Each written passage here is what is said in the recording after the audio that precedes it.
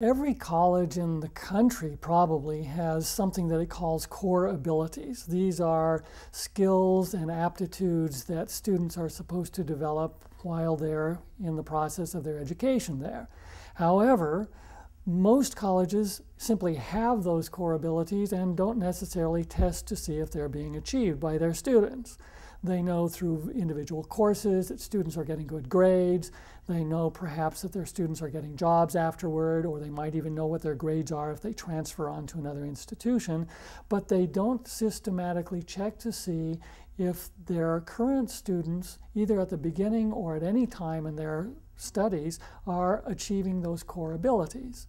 Clover Park Technical College is the only two-year college in the state of Washington that is systematically attempting to find out if its students are achieving the core abilities that it sets for them.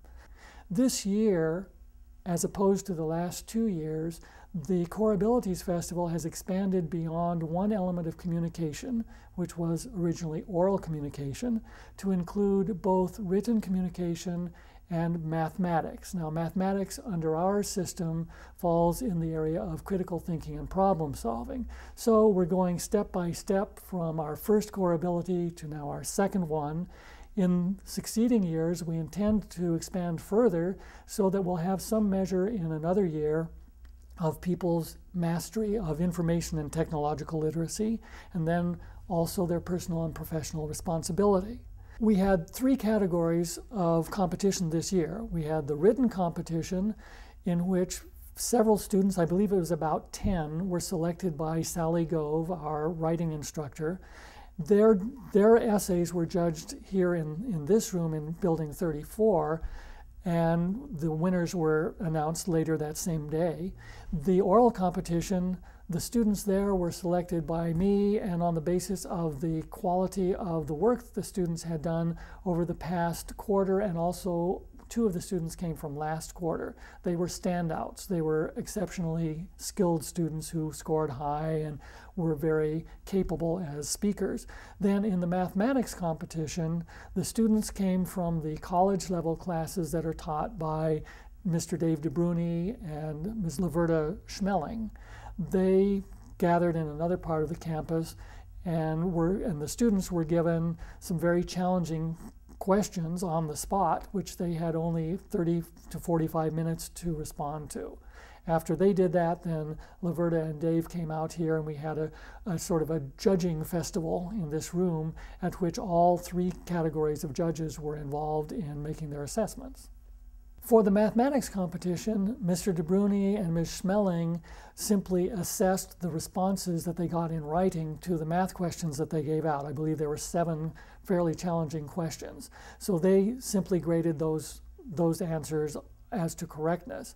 In the writing competition, we had 8 judges, I believe it was, including faculty, staff, administrators from here at the college. They were given a rubric by Sally Gove, which help them decide how to rate the individual essays. In the oral competition, we had a combination of students who are currently taking public speaking at the college and also writing students, and we had guests from the Alternatives for Individuals High School across the street who are taking English there. All of those students had a rubric which they used to rate the 5 students in ranking as well as the quality of each of their speeches.